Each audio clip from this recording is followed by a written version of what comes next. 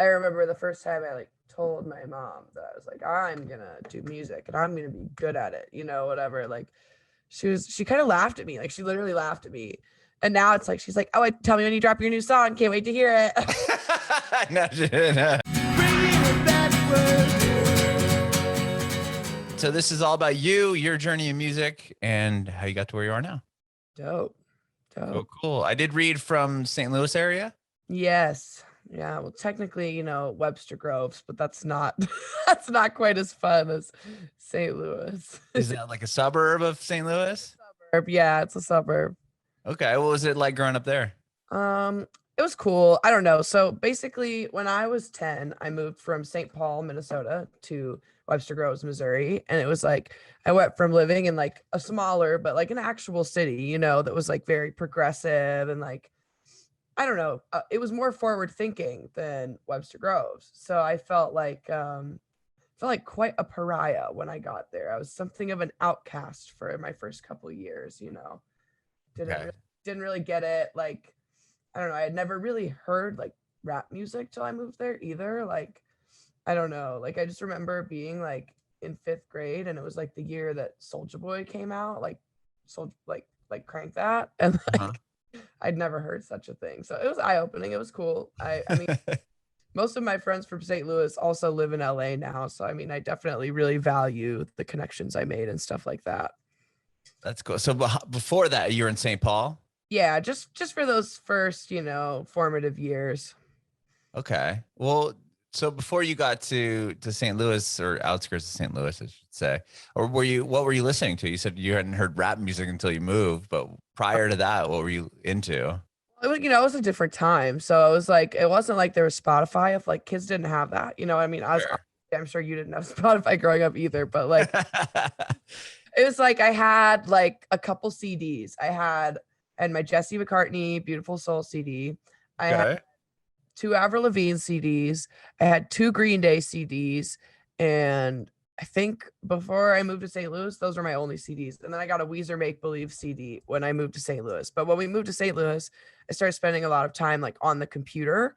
And there was like in the AOL Instant Messenger like app. Oh, I love those days. Yeah, they had like this radio station. Like they had all these radio stations inside of like AIM.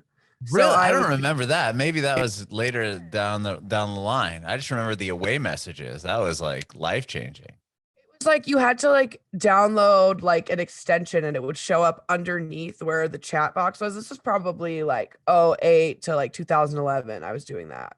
Okay.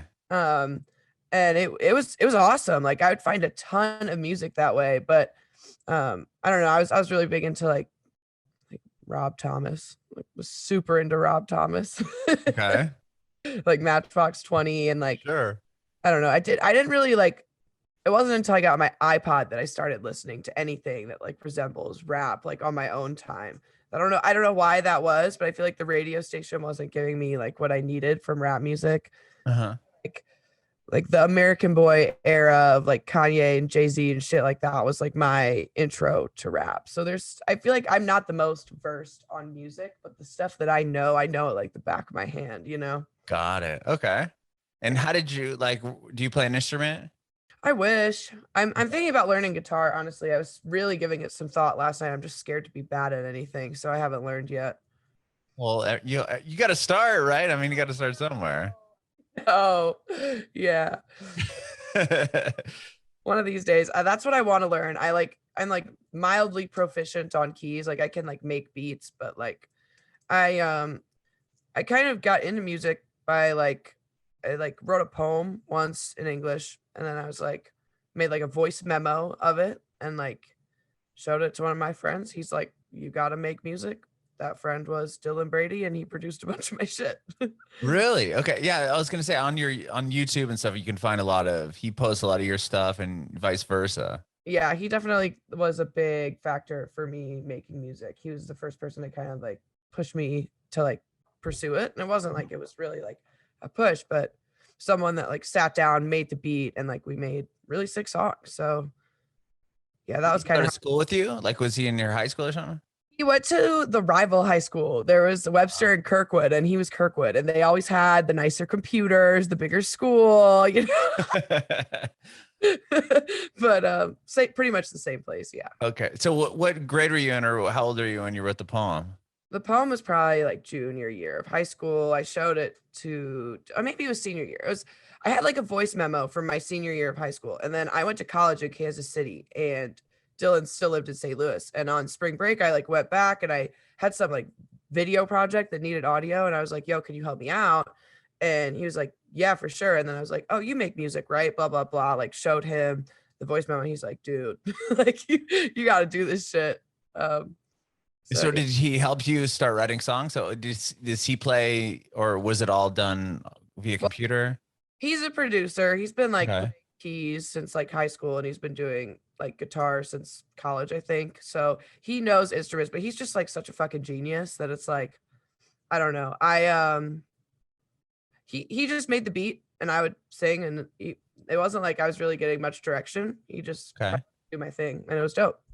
That's rad. I've seen videos of you guys. Is that's you and him online, right? Where you're like creating songs, or you're like grab the 808 and then you're like manipulating sounds. Like I saw something on YouTube. Oh, Maybe it's old. that one. Oh, I think you might be thinking of a thing that was like a Jeff Ellis thing, and that was Judge Beast. But I don't know. There's a whole bunch of like dudes in our squad, and we all Kind of produced together. yeah. Okay. So you put out a record in 2015. Was that all done with Dylan? Yes. Okay. And that was all done independently. Yeah. Yeah. Okay. Tell me about putting that record together. I was going through a lot of like mental health stuff during that time. So I was kind of writing from the heart. It was before I really analyzed any of my lyrics. Like I didn't think about anything I was saying. I just did it.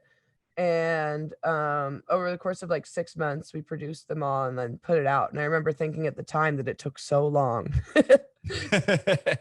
And were you you're out of high school at this point? This was college. It was like my College.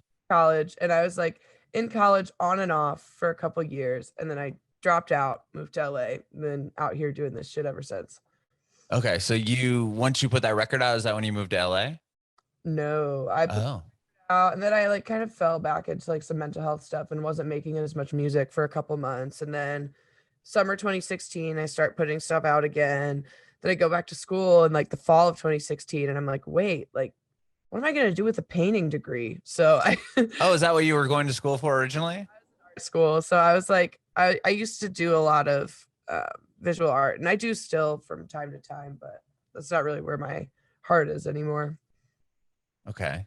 So when you went back to school, when did you decide, or what made you decide to go to LA? Was it just like, okay, this isn't what I should be doing. I should be doing music, and then just like tell your parents, hey, I'm I'm moving across the country. I don't know. Like once I started making music, there was like immediately talk like we're all gonna go to LA and we're gonna make music and it's gonna be awesome. And then like 2 or 3 years later, people start actually going. And I'm like, well, I guess I'd better go too. And now I would say out of like my friends that make music from LA, we've got Kevin, Devin, or from St. Louis, Kevin, Devin, Robel, Lewis, me, Dylan. I'm sure I'm forgetting somebody, but that's just 6 people right there that we all came out here. You know what I mean? Uh-huh. Wow. And once you got out here, you obviously knew them. Did you link up with them and you guys started writing together? Yeah. Yeah. We all stay in contact, and sometimes we all get together and hang out, just like St. Louis crew. We've got a group chat, everybody's still in contact. That's cool. So you get to LA and you have this record from a couple of years back, and some new music you put out in 2016. And now you're in this big city. What do you do? That's a great question. I don't know. Like I signed with Big Beat Records about a year ago, and that was like pre-pandemic. I was playing a lot of shows, and I had a lot of music I was really excited about that I had been sitting on, for a year, and they were excited about it too. So now it's like, Well, how did they find you? Like, how did that even relationship begin? um, there's this guy who like wanted to be my manager that reached out to them and didn't end up going that direction with him, but did end up going with the deal. So Was there a specific song that they found that they were interested in? yeah, actually, Expensive City that comes out on Friday, October 8th, had this really dope video. And like that was the thing. Like that was this next song was like the song. And I don't know.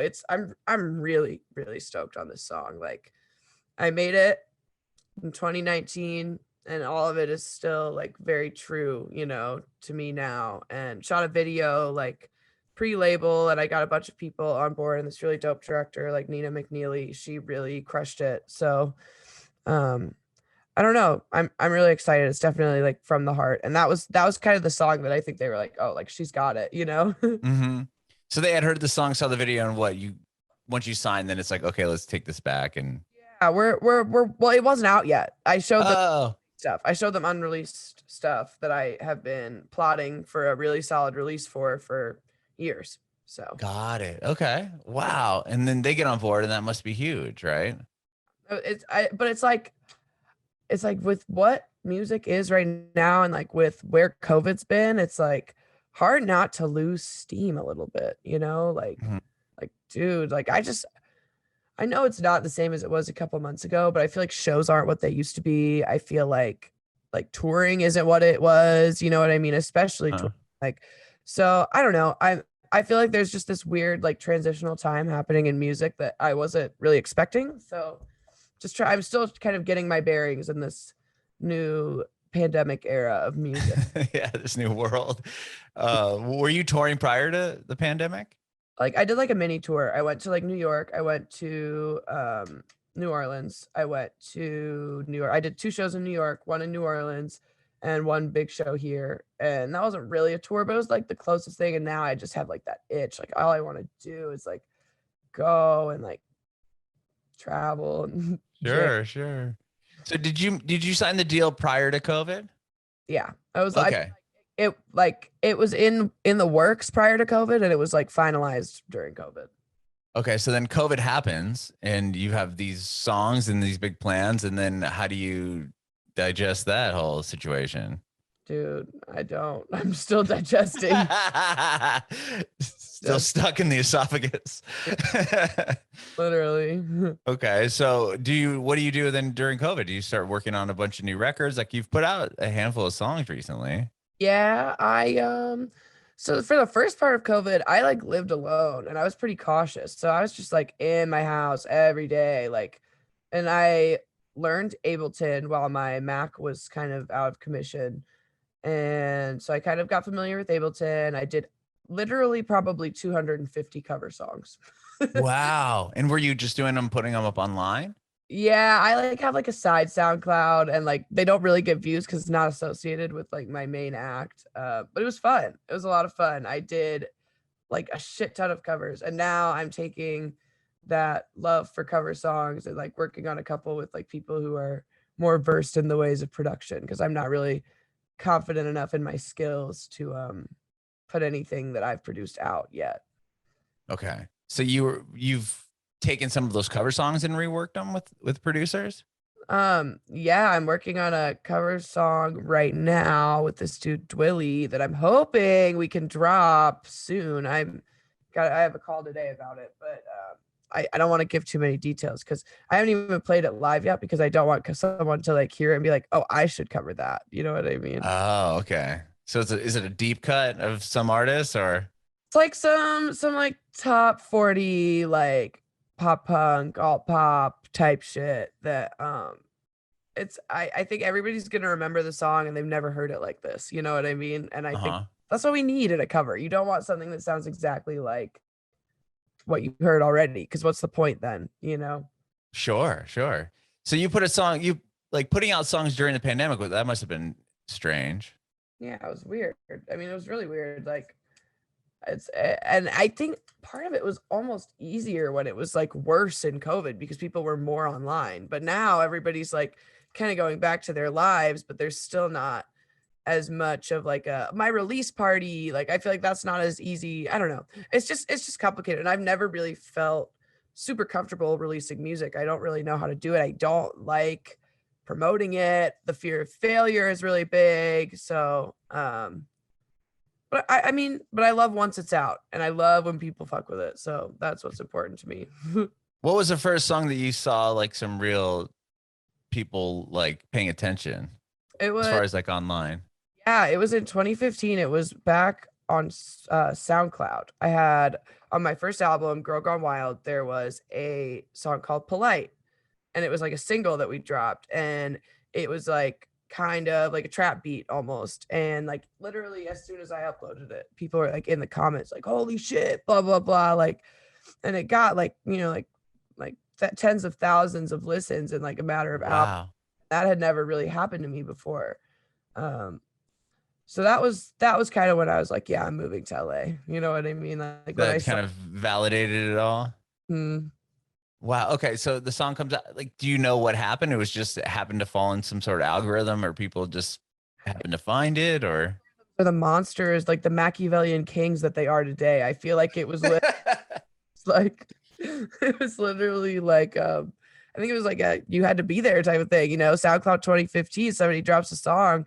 If it happens, it happens. If it doesn't, it doesn't. Like I think it was just luck. Okay. Well, luck and talent, right? Yeah, but right place, right time. Like I don't know like what to attribute it to exactly. Okay. And now is the moment you're like, okay, I should really pursue this as something like there's something here. Yeah, it was when I started to believe it for real. Mm-hmm. Was it a hard sell to get your parents on board for you to move to LA and pursue music? Kind of. It was kind of a hard sell, but here they've been pretty supportive. Yeah, they're pretty supportive. Like I remember the first time I like told my mom that I was like, I'm gonna do music and I'm gonna be good at it, whatever. Like she kind of laughed at me. Like she literally laughed at me. And now it's like she's like, oh, tell me when you drop your new song. Can't wait to hear it. No, she didn't. She's like, I knew her when she wasn't even famous yet. I think she just didn't expect it because I had never like really expressed interest in it before. So I think for her it was like, where's this coming from? But it's like, dude, I'm good at it. And like, Mm-hmm. I don't know, I'm definitely like a performer. You know what I mean? I like to put on a show. I like to get up on stage. Like that side of music is like equally important to me. And I think that's what made it so easy for me to like step into that role. So I don't know. She's a hater. But she's really not. She's been very supportive, but it did take some like convincing that this is a feasible career path for me. Yeah, for sure. Well, talk to me about your song Girlfriend Sucks. Girlfriend Sucks. Well, it's from like 2020. It's an older song, technically. I mean, older to me. You know what I mean? But it's the most recent one you put out, or are you joking? Yeah, the remixes are like more recent, but yeah, it is one of the recent. These are just all my songs that are coming out are like not new to me anymore, which takes a little bit of the fun out of it for me. But when I was writing that song, it was like I had a friend and I was just kind of like, dude, like tired of hearing about your relationship problems. And I kind of embellished the story to turn into the song. You know what I mean? Like it's like it just like this girl's whack, dude. You know what I mean? Like this girl's not dope. So I just kind of I feel like everybody kind of has that friend who's dating somebody that you don't like. You know what I mean? So I feel like a lot of people kind of understood it, which was cool. Sure. And you did a video for it. Yes, I did. That was a lot of fun. Was that shot after lockdown, I would imagine, started? We shot that in like early July and I went out to Arizona and it was hot as shit. It was so fucking hot outside. But it was fun. How did the video come together? There's this group of people, they make videos, Overcast Production. And I met one of the guys when he used to live out here in LA. I met a couple of the guys when they used to live here. And then the label was like, well, you've been seeing these guys do like some good work. I'm like, yeah, I know them. And so like when I got to Arizona, I remember like getting out of the car and he's like, dude, it's been like forever. Like last time I saw you, you didn't have hair. I'm like, I know. So I don't know. It just kind of happened and we kind of worked remotely until it was time for the actual day. But I think it turned out really dope. And I really like the energy of the video. Yeah, it's a rad video. I really dig it as well. I can't believe we shot that in Arizona. It was 100 degrees. It was crazy. It was really hot. Really hot. And I remember on set, like we had sandwiches catered And they're like, let me know if anybody wants like a special sandwich. I was like, oh, for sure. I want this one. It had like pineapple on it. It sounded super good. And somebody ate the one sandwich that I ordered. I was like, bro, Oh, dude. did Yeah. you find out who it was? I was Gavin. Who it was. I was super mad. It's like, bro, like you could have had any sandwich. And he was like looking around for my sandwich after having eaten it. Like you. It's like, oh, I don't know where the pineapple one went. You know what I mean? Like, oh, that is funny. That is really funny. and I'm looking forward to doing more videos in the future. I really enjoy it. And I think for the next couple of videos, I want to do have more of a hand in the direction because I don't know, I enjoy it. I've done it before. Want to do it again. Mm-hmm. And what about writing songs over the course of the past year and a half? Has that been difficult? Yes, it has. I very much do better writing when I am in a setting with other people. Like not I like to be like it's like me and a producer or me and two producers. I don't like to write with other people if I can help it. I like to like feel like I'm in creative control. Like I'll take feedback or whatever, but it's like I don't need a coach. You know what I mean? I'm very like protective over my lyrics. They're very personal to me. Mm-hmm. And so like people, but that being said, it's like when it's just me, there's nobody to bounce it off of, which is like really hard for me. And writing during COVID, it was like, unless some real shit was going on over iMessage, which was not super often, you know what I mean? Right. Yeah. Like, how do you stay inspired? I just didn't like, I had shit going on for a couple months. And during those couple months, I was writing a lot. And then after that shit kind of died down, I was like, dude, I don't have any, like, I'm bored. Like, what do you want me to write about? That I'm depressed? Like, that's not fun. Did you do like Zoom writing sessions or anything like that? I did a few, but I honestly, like, it's not a good way for me to work. Like, I feel I get too self-conscious when I'm recording, you know, and then it's like, I don't want to hang up the call to record and I don't want to like record. It's just not, it's not my favorite method. I sometimes I'll get asked to do Zoom sessions and I usually turn them down because it's like, dude, like, just come to me. I'll come to you. Now that I have a car, you know, I'll wear a mask, whatever. Right. So are you like anything coming out recently? I mean, well, you said the next one coming out is a song that you've had for a while. Yeah. This next one, yeah, it was pre-COVID, pre-2020. It was like 2019 vibes. And I don't know. It's called Expensive City, and the song is pretty much about like living in an expensive city and being broke all the time, and this fucking sucks. But also, it's like, you know, making the alternative sound just as bad, if not worse. You know what I mean? So Sure. So how many songs would you say came out of the past year?